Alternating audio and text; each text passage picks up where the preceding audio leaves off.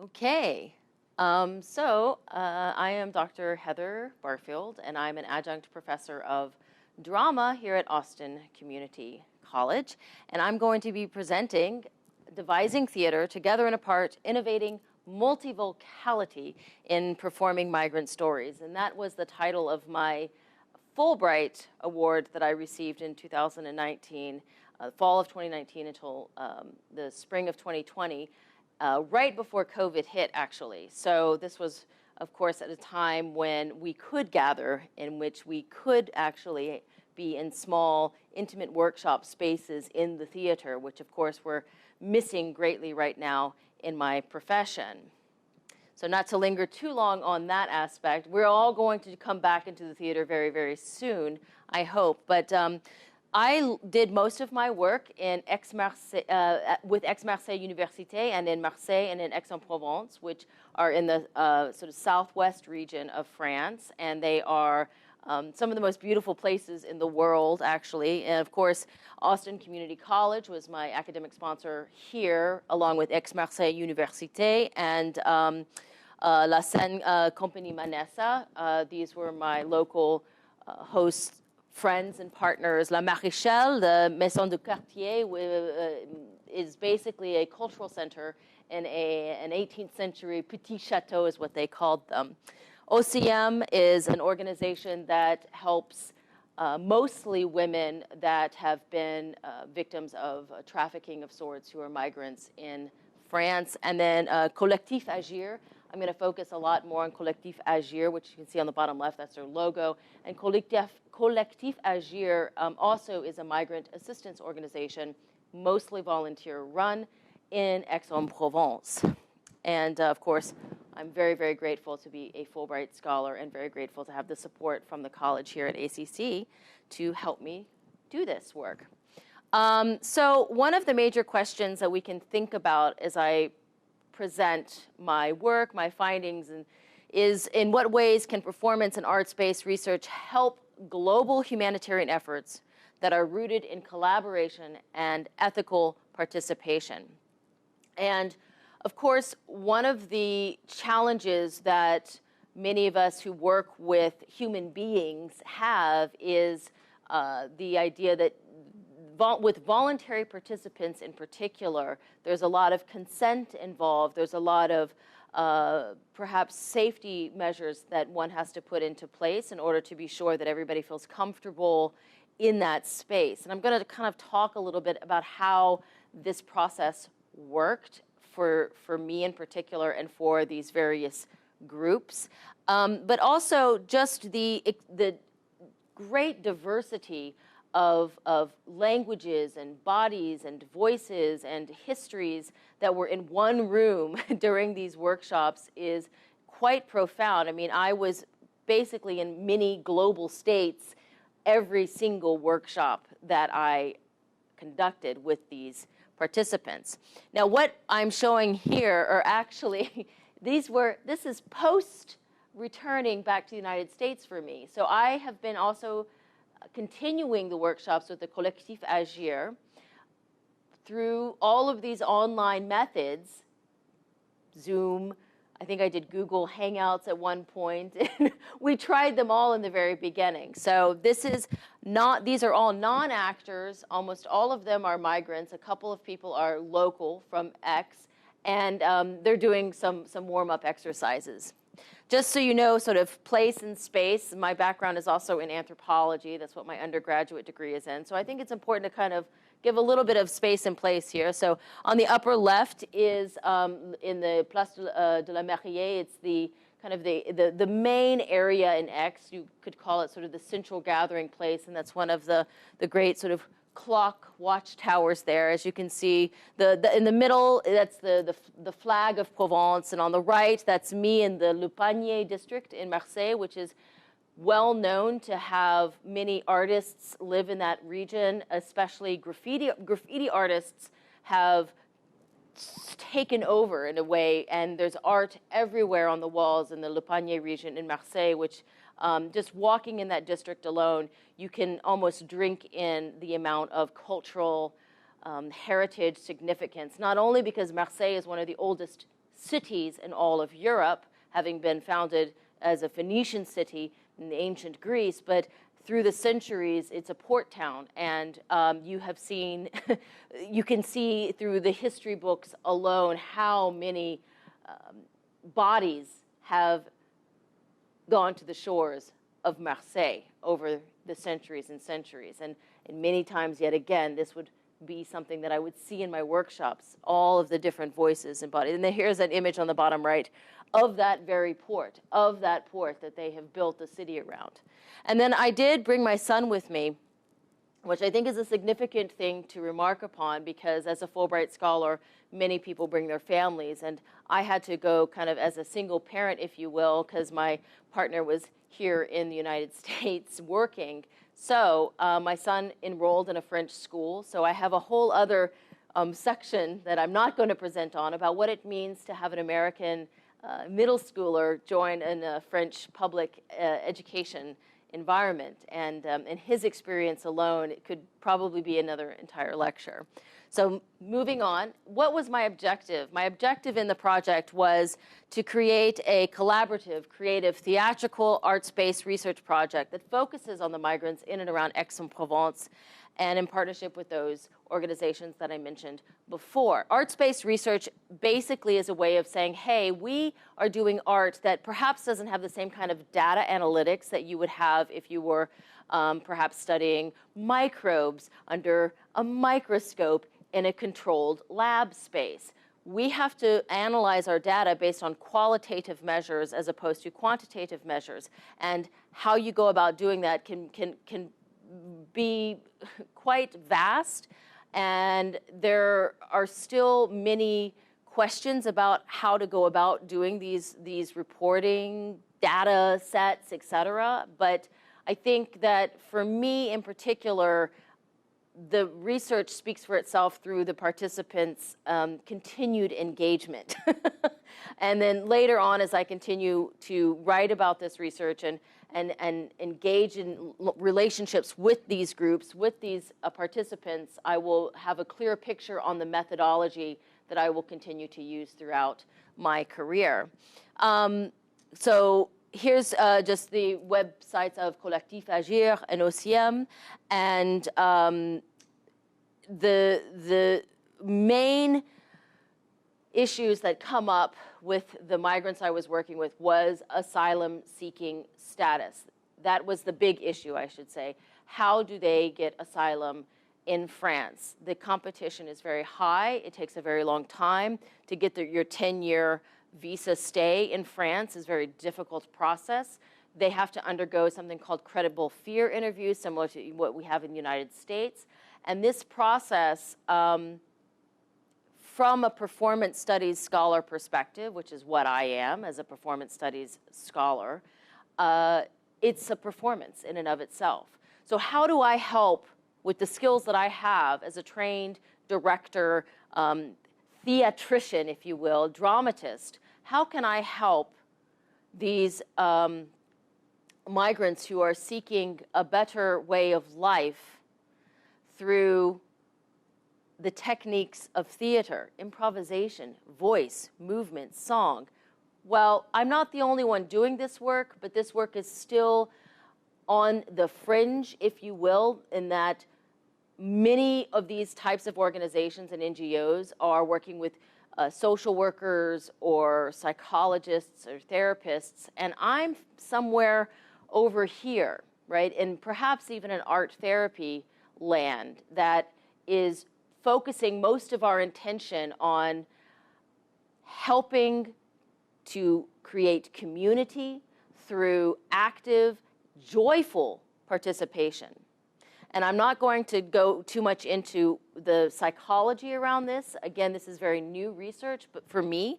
But this general methodology, when I'm talking about what were we doing in these spaces, specifically devised performance, and I'll define that in just a moment.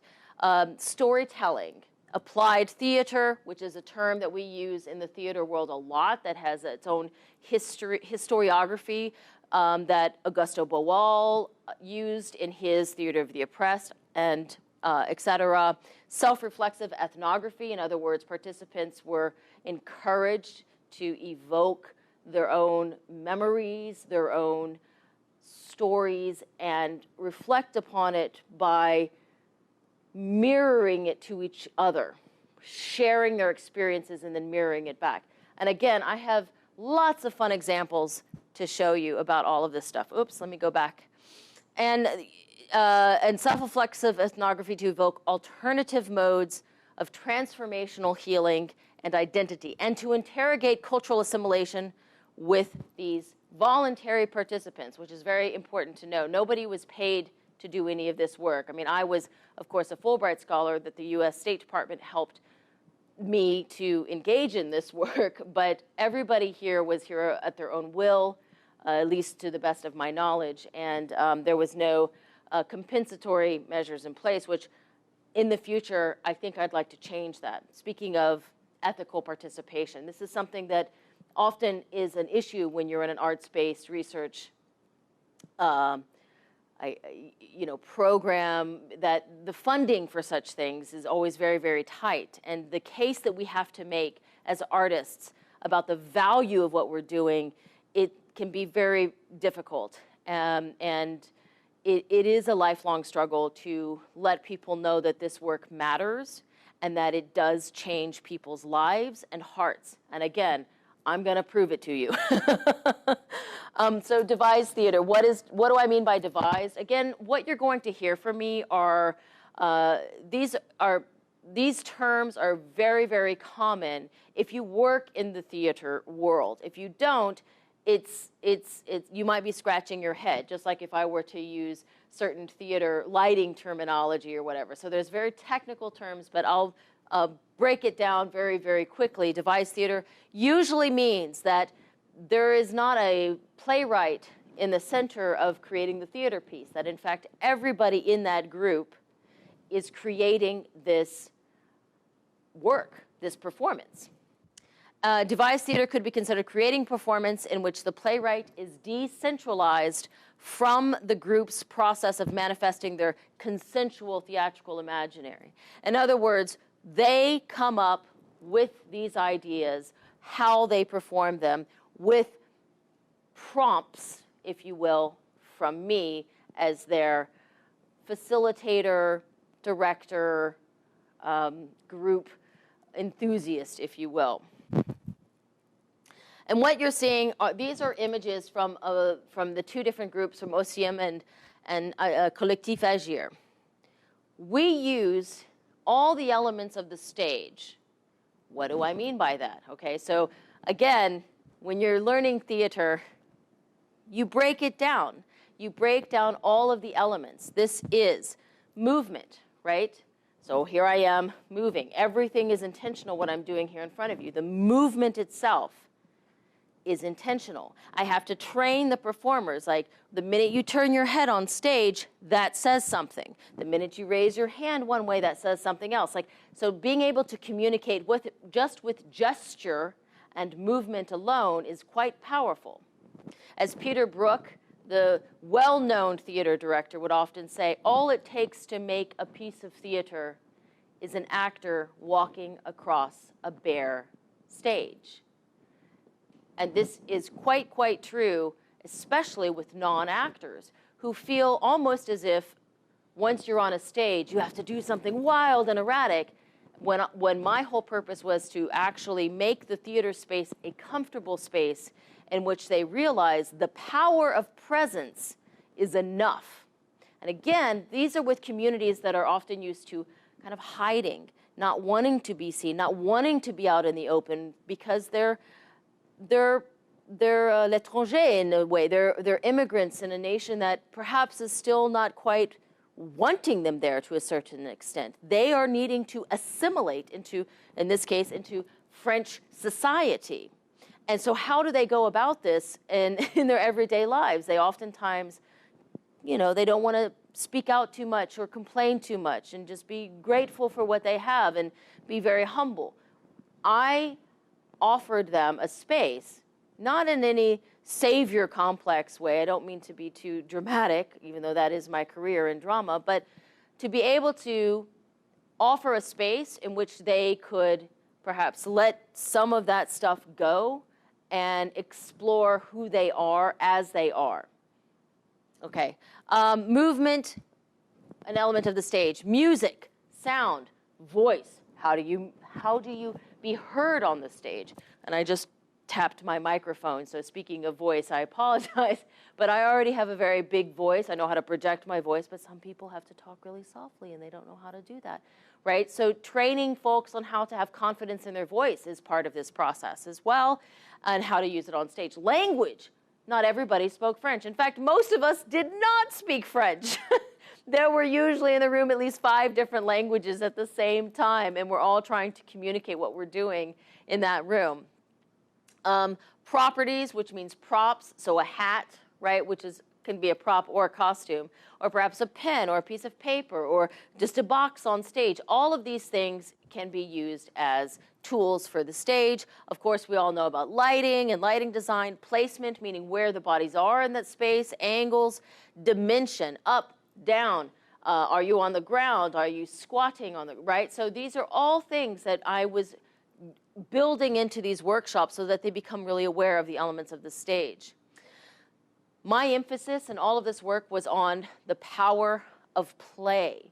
I was not interested in focusing on tragedy or trauma, which perhaps a lot of psychologists would be interested in, and a different type of art therapy would be interested in. I was very early on realized that I was compelled to focus on triumph and victory. But by doing that, of course, other struggles and other challenges come up in the types of stories that the participants were interested in sharing. And that's fine too. But I'm not a psychologist. I'm not a trained therapist. I'm not a medical professional. So I had to recognize my limits as a theater director as being what they are, so that if somebody had a breakdown in the workshop, could I handle this? And you know, I'm sort of all alone, except for the people that were supporting me within the community that were in these organizations themselves. So I had to tread somewhat lightly on certain subjects so that I knew that I wasn't overstepping my boundaries in my knowledge sphere, right? I'm very good at what I do in the theater, but I do not know exactly how to handle somebody in the midst of emotional trauma breakdown, if you will. So there was a little bit of danger that I knew that I was stepping into every time I walked into that workshop, that I had to kind of temper with the participants. And again, they were very willing to share what they felt like sharing. I never pushed them to share beyond what they felt comfortable sharing. And that, again, is part of my my own personal training as a theater performer. We break boundaries little bit by little bit. That's what art is meant to do. It's meant to evolve over time. Plays are playful, right? The word play, it's inherent in the word itself. And empowering the participants to have the confidence to be as active in front of an audience, to be watched by an audience, to be heard, to stand in front of people and be vulnerable. That in and of itself is pretty empowering. Just as this is Le Maréchal, Le Petit Chateau that I was mentioning, and this is me. So as you can see, it's not a very big space. So I was working within the community in sort of found stages, and they were so generous to let me use this space, but I would have up to 20 participants sometimes within this tiny little workshop space, which is wonderful because we got to know each other very, very well. This would be the basic structure of the workshops. I would often prep these workshops, having them 2, sometimes 3. On some occasions during my 6-month stay over there, it would be about 3 to 4 workshops a couple of times during the month. But weekly, at least 2 workshops I was running in 2 different locations. So planned and improvised theater exercises, that's usually what we would start with, various theater games, dramatic storytelling techniques, light physical warm-ups, meaning that I was always very aware of the perhaps physical limitations of the performers, and the actors that are non-actors, but I would always refer to them as the performers, the actors, out of respect, because I believe that that's exactly what they were doing. Team building exercises. Each workshop would usually last about 2 hours or so. The goal was to do these workshops so that we could then end up with a public performance. And that public performance actually only really happened with the OCM group. And even that was quite difficult, because in the theater, as a theater director, you are expecting participants to show up every time, to memorize the lines, to go through the sequence of events. But I would have turnover every week. I would have new participants that had no idea what we had built upon the weeks before, and then I had folks that would come a lot and then I wouldn't see again. So I was having to really juggle a lot of different things on the spot, in the moment, and be very adaptable to it. So that was the biggest challenge. The games that we played were, again, inspired a lot by Augusto Boal's Theater of the Oppressed, Clive Barker's improvisation games, Rachel Rosenthal's instant theater. She was actually one of my kind of mentor gurus, if you will, in the theater world. And Guillermo Gomez Peña's Exercises for Rebel Artists, which is really going to push some boundaries and can be quite radical. So I picked a couple of exercises from his latest book, actually. More influences, including the moment work, Playback Theatre, and Jean-Claude Vanitelli's Writing on Your Feet. He was part of the Living Theatre in New York in the 60s and did a famous play called The Serpent and America play.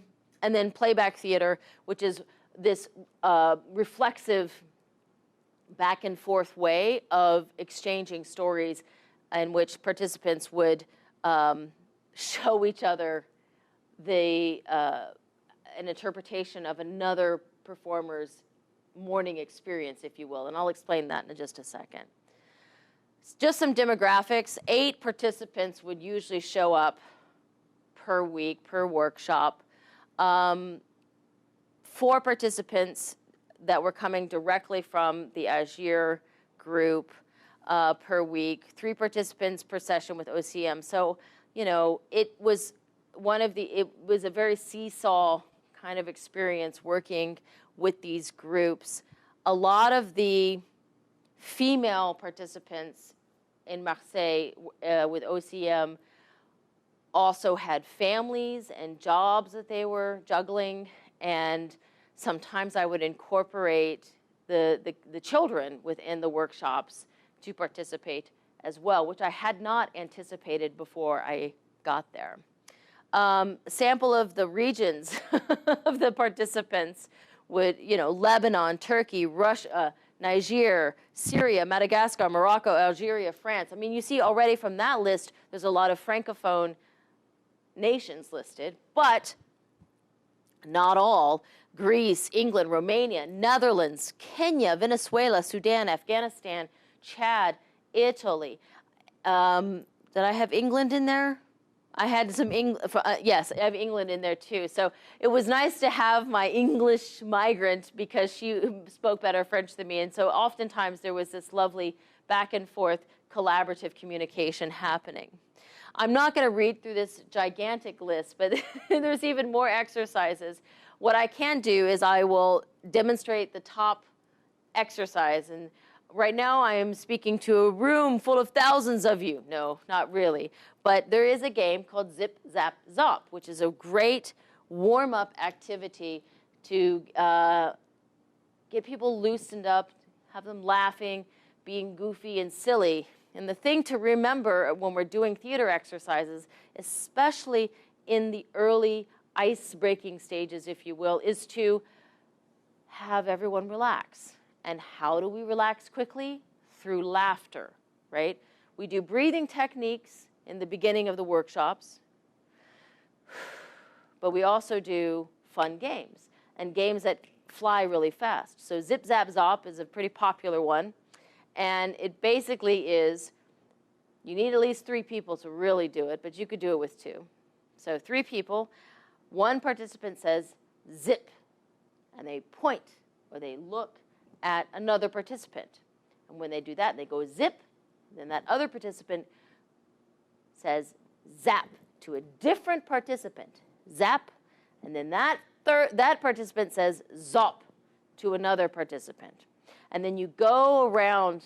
So let's say there's a circle of us, 10 of us, and I begin zip, and I'm looking at, the other participant goes zap to another person. That other person goes zop. So then it zip, zap, zop, back and forth, back and forth, back and forth, and they'd have to make eye contact, and they would have to engage with each other. The funny thing about this exercise, of course, is that it could be a tongue twister. You'd be like, zip, wait, are we at zip or are we at zop? Are we at zap or are we at zip, right? And that gets folks in this frame of mind where it's okay, you can make a mistake, it doesn't matter, we can trip all over ourselves. The objective is to look at each other in the eyes and to access that part of the brain that removes the analytical thinking mind, if you will. And it encourages that kind of play that we once did when we were children, which the research shows that this kind of play can be extremely healing in many, many ways. The other thing I'll mention is la geste signature, the signature gesture. And this becomes a ritual experience. Ritual is also extremely important if you're a theater professional and in the theater in of itself. I mean, there's ritual after ritual in place when making theater, beyond the superstitious rituals. So what this is, we're all breathing together when we meet in the room. But from my perspective, when we're creating theater, when we're creating these imaginary spaces, these are almost like sacred spaces. These things happen, right? Things happen in these spaces that don't happen in your everyday life. You're never going to be zip, zap, zopping, you know, to your office mates, right? So there's a unique world that we are establishing. And the way that I like to establish this world in the very beginning is to honor each participant's presence, their name, and their energy that they're bringing into the room. So the signature gesture is essentially the participant says their name with a gesture, and then everybody else in the room at the same time repeats that back to them. So it can be quite powerful. So if I were to go, Heather, right? Then everybody else in the room would have to mimic that and go, Heather, right? And to hear your voice, to hear your name repeated back to you, along with your gesture repeated back to you, there's a sense of pride involved, as well as maybe a little bit of embarrassment, a little bit of timidity, but that's okay too. Again, we're trying to access these vulnerable parts of ourselves in the theater in order to build up the courage bit by bit by bit to perform in front of an audience. And I'm not sure if these slides are available later to you all, but there's a lot here. Living tableaus we would make in which we would get into positions and then move the positions based on what other people saw in those tableaus. The moment work was the I begin, I end. Moment work is from Tectonic Theater's very particular way of creating devised theater. Tectonic Theater did the Laramie Project, which some of you may have heard of, which is a story about Matthew Shepard. It was sort of one of the major hate crime legislation that put in place after the death of Matthew Shepard. And the Laramie Project involved the company going out and interviewing the locals about the incident and creating this pretty powerful stage play about what they learned in that community itself around homophobia, violence, hope, and it's evidence, again, of the impact that theater can have, not only on people's lives as a reflection of what's going on in their lives, but also it did lead to changing legislation in the United States around homophobic hate crimes. But in this case, I use moment work, some of its fundamental aspects, which is an actor or one of the participants would enter the stage, and an objective would be so simple as looking across the stage and then walking off. So, for example, I begin.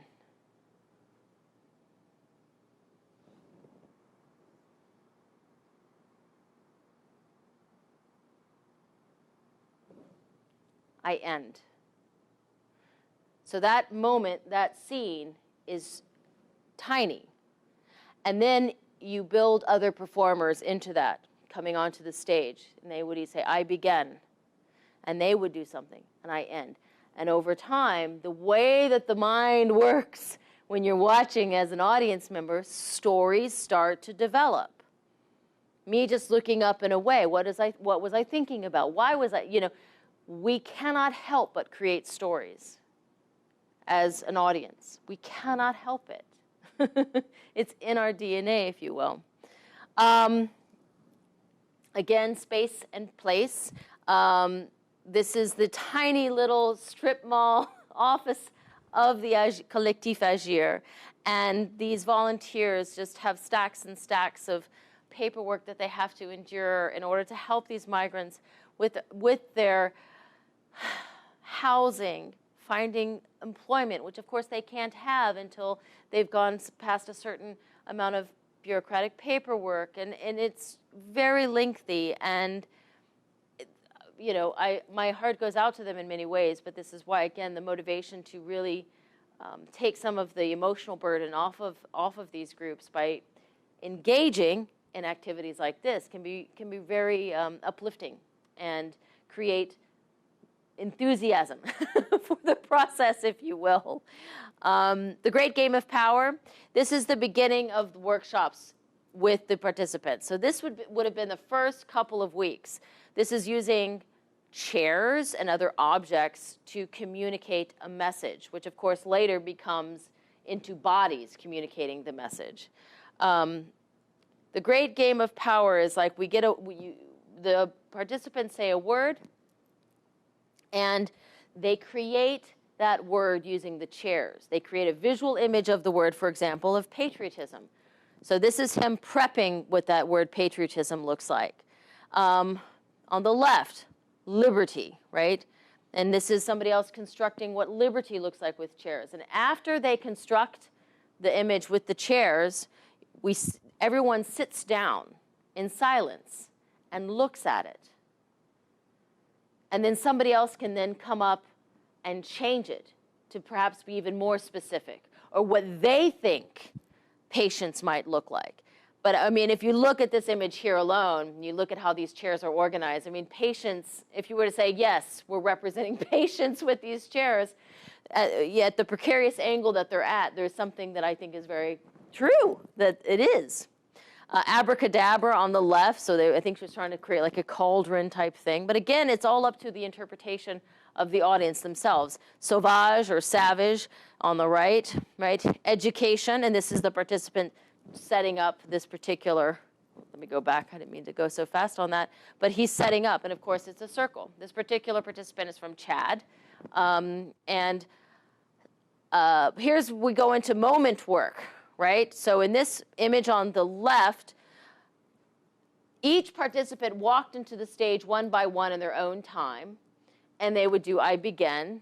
They would say the words I begin. They would do something, interact with another participant, perhaps have a moment, and then they would say I end and leave the stage until eventually only one participant is left up there. So it was this sort of this moment of bodies in space, and then back down to one body. Bodies in space, back down to one, and then the stories that would come out of that. Again, this is all without going into extensive storytelling at this point. And then the other image was mirroring, which is two participants are following very slowly moving, mimicking each other's movement. And that's also a trust-building exercise. Playback theater. So this is when we're getting into what you can probably tell are more theatrical stagings. Playback theater includes a music instrument of some sort. And in the left, we didn't really have much in the room. We were sort of being scrappy and making do with what we had. In this case, a bottle that she was blowing into to make the sounds of the sea of sorts. And this is a participant doing her movement within the piece. And on the right, this is more playback theater. In this case, the instrument, the musician, if you will, again, a participant is playing a pot and a stir spoon to make the noise. And playback theater involves one participant sits in the center of the room or perhaps off to the side and shares a very simple story. In this case, the story might be, what did you do for the first hour of this morning that you woke up? And they would share that story to the group. Everybody would be, okay, and listen to it. There may be a moment of exchange of like, hey, did you do this or that? Okay, good to know. Then a different set of people would enact the story that was just told to them. So not the storyteller themselves, plus the musician on the side. So what's happening is the person that told the story is then watching their life being played out before them. And with music, with musical accompaniment, right? And the reaction, just from that first moment when they first see, within the first 5 seconds, somebody being them, if you will, in quotes. The joy, the embarrassment, the at the same time, like all of these interesting emotions, but they have a smile usually because there's something very wonderful about having somebody else acknowledge the mundane in your life. And not only is it being performed for you, there's something that enlightens, uplifts, changes the way you see yourself in that process. Once that performance from the participants has been played out, the storyteller, the original storyteller, then can offer feedback like, well, actually, I didn't brush my hair quite like that, for example. Or, well, I remember I forgot to add that I missed the bus. Then there's another opportunity to perform it again with more specifics. So as you can imagine, you can build and build and build an entire story structure on these prompts and this playback theater technique alone. And again, this is not my technique. These are part of the methodology that I used from people that have done this kind of work for a long time.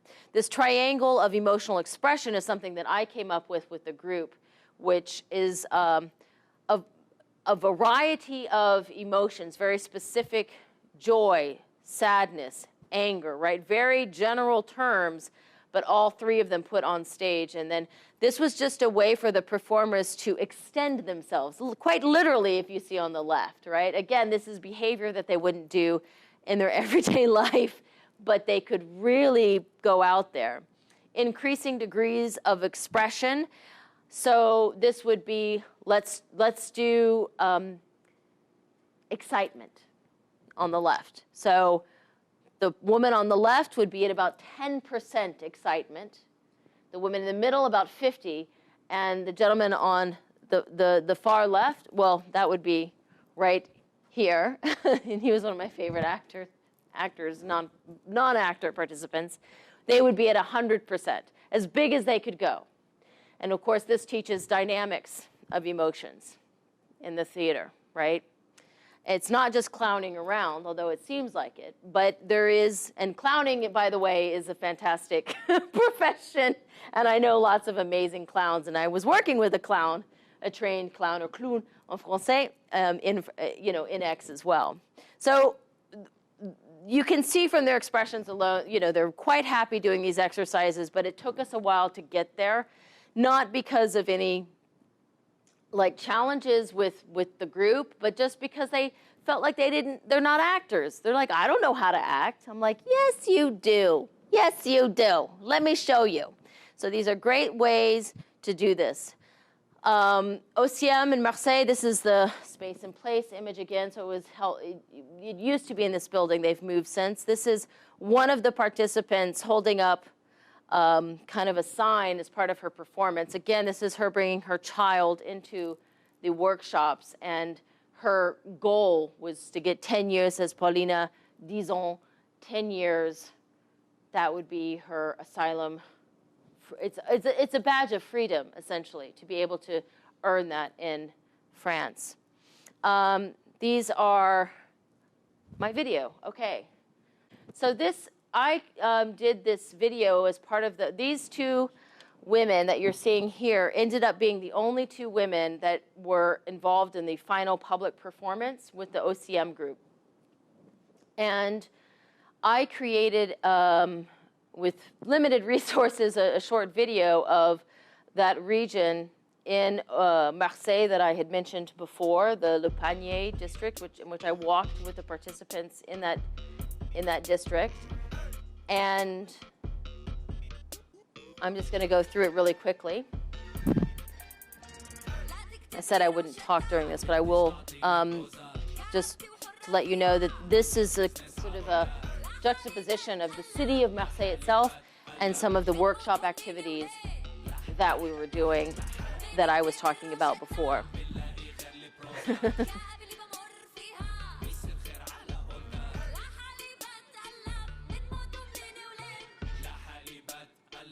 So I'm going to go ahead and stop because the song in here is I'm only going to play for a little bit.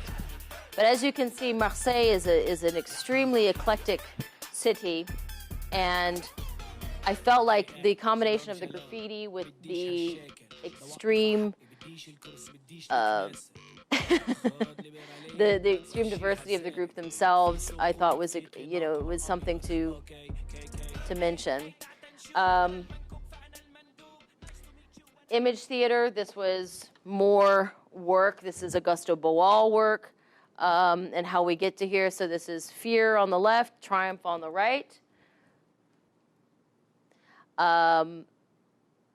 Again, the emphasis, especially with the OCM group, is getting over one's timidity and having the courage to be able to perform. All of these participants were extremely reserved in the beginning, and then eventually they would open up more and more as step by step we built upon what we had done the week before, which is again why when a new participant would walk in the space, I'd have to kind of start over again, and that leads to some different dynamics every single time a new person is added, or if somebody doesn't show up as well. These are the groups that in Aix-en-Provence, the Agir group, and the picture on the right, that tended to be, by the end of my time there, that was about the size of the group. So it was pretty big, and it was wonderful because we could actually have some great laughter, and it would boom in that little room in La Maréchale. Virtual workshops. So here we are, even more multivocality, almost literally, because we're like in multiple screens now, multiple people doing multiple things all at once. And in the beginning, we were just kind of figuring out our bearings because none of us knew what we were doing, right? In the beginning of the Zoom world.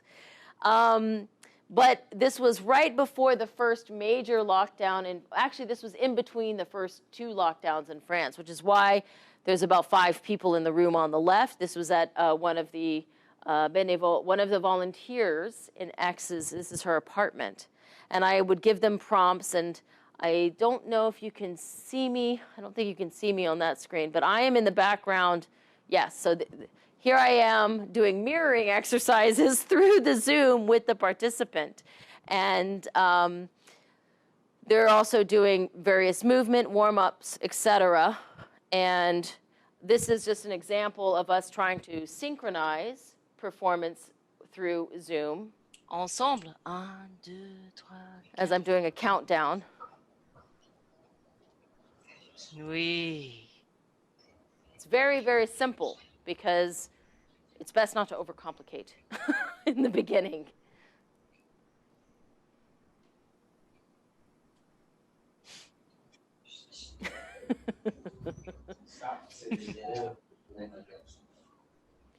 And although it perhaps looks extremely simple, it's actually very complicated because we're dealing with the time of the, we're overseas and we're in different places, and all we're trying to do is do a dance. 1, 2, 3, 4. 1, 2, 3, 4. And then to do it in unison with 3 people in the room and another person. So it was us, again, playing, trying to invent, trying to be innovative here with a lot of voices, a lot of people in the space.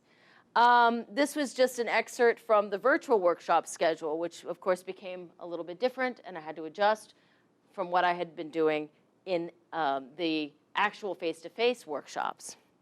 We were working on this poem by Jacques Prévert. Jacques Prévert is a well-known French poet, and they would take a line and do different interpretations of the line through either movement or voice, and I would give them prompts on how to do that. And this was this long process of how we went to how we got to this stage that I'm going to show you the video of.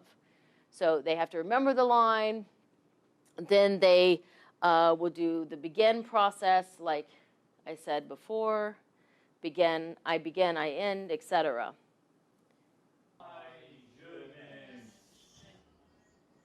Oh my jeunesse, oh my jeunesse, la force de te tuer. And this is the line from the Jacques Prévert poem that they're saying.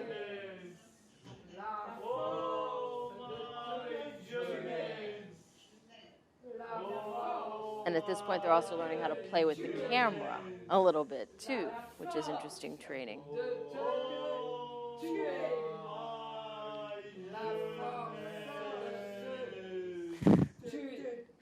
So we're not doing this in stages. This is in her living room, right? But there's dramatic action happening in her living room that we are building upon every single time. And I am going to let you all know that we're still doing this work. We're still doing this stuff with poetry and online. And this is a book of poetry. This is a book of poems and short stories, D'une rive à l'autre, which from one shore to another, stories of exile, Perrault d'exil. There's a library in Aix called the Bibliothèque Méjeanne, and one of the volunteers with the Adjuct group is a librarian at this library. And she, I think, has been one of the primary forces of good in this entire Fulbright research, as well as the ongoing relationship that I have with the Adjuct group in Aix-en-Provence. And I think that this book was published as an indirect result of the work that we had been doing together in the theatrical format. And there's something that is profoundly moving to me that I had enough of an impact to inspire even more collaboration with this group in the form of a small book of poetry and poems, because almost all of these are poems from the participants in my workshops. So this is where it starts to really feel as if the cultural exchange opportunities involved with programs like the U.S. Fulbright Scholar Program goes way, way beyond the 5 months that I spent there. And this is the poem that we're working with right now, actually, and called Le Cyclope, written by one of the participants. And so I'm going to summarize, what are potential outcomes beyond, of course, this lovely little book of poems and stories that was an indirect result of what we were working on in the workshops. Confidence, exploration of self through theatrical discovery, very, very important. Public speaking skills, problem-solving skills, like how do we do this thing with, we don't have instruments. What are we going to use? Your hands, maybe, right? Or look around, we can use, a podium. We can use a trash can. We can use a chair. Like we can find ways to make musicality happen, right? Collaboration. How do we do this together? How do we problem solve together, right? How do we feel for each other? How do we listen to each other's stories and act and really embrace both the pain and the joy that we all have in common? Language and communication skills. This was the biggest realization that I had was that by speaking in French, which was not the native tongue for most of us in these workshops, allowed us to get over our anxiety in speaking French to one another. And we would perform in French many times, but I would also allow participants to speak in their native language if they felt so inclined to do so. So there was always a stirring of cultural exchange happening in these experiences, and with the emphasis being on how do we communicate this thing, especially complicated instructions. What language do we communicate it in? And then being able to present oneself for these interviews that I was speaking of before. How do you prep for such a thing? In the theater, we learn relaxation techniques, confidence, movement, gesture, even eye focus, like where are you looking? These things could come in handy. And now with COVID, boy, oh boy, this has really helped us connect to each other. It helps us to relieve the stress of being in lockdown, of not being able to see friends and family. And then, this is where I get a little emotional because I miss them so much. And, the idea that I can't see them for so long. And it's hard on all of us. So this was a great way for us to just relieve a little bit of that social isolation tension. So here's some further questions. In what ways can performance and arts-based research help global humanitarian efforts that are rooted in collaboration and ethical participation? So this is really going on the theme mentioned earlier. And then what are other arts-based methods where migrants and asylum seekers can learn language, culture, customs, and social systems? And, visual arts, dance. There's a lot to be said for the power of arts, and I think that this is something that I will very, very often speak about for the rest of my life, the significance of how arts can change people and not just in that space, but it is something that does not have immediate results. And unfortunately, we live in a society that puts so much emphasis on an immediate result, but rather it is a growth, it is a flower, needs to be cultivated, it needs to be cared for, and arts are here to help us evolve as human beings in our journey together on this planet. I think so, and it's very poetic, and perhaps that's very dramatic, but again, I'm a dramatist. What are my future plans? I'm really trying to get a study abroad program to work with the X groups again, alongside Austin Community College students that would be interested in going to the Avignon Theatre Festival, which is a very large festival in Avignon, France, which is in the same sort of region of Provence, and lots and lots of performances happening, hundreds upon hundreds. It's sort of like the Edinburgh Festival in France, if you are familiar with the Edinburgh Fest. Performance with participants within X venues. So I do have plans to go back to X as soon as I can, and we're going to take that Le Cyclope poem and present it, perhaps for a weekend performance with music, with lights, with dance, not in a living room. Can you believe it? So that's the real goal here.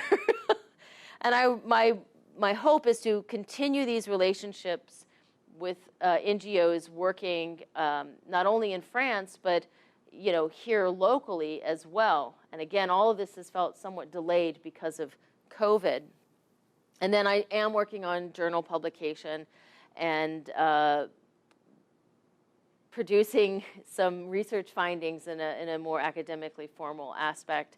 And I have high hopes for that, so that may take a while, but that's the idea. And then if there's any other suggestions, I welcome suggestions on what to do with this kind of research.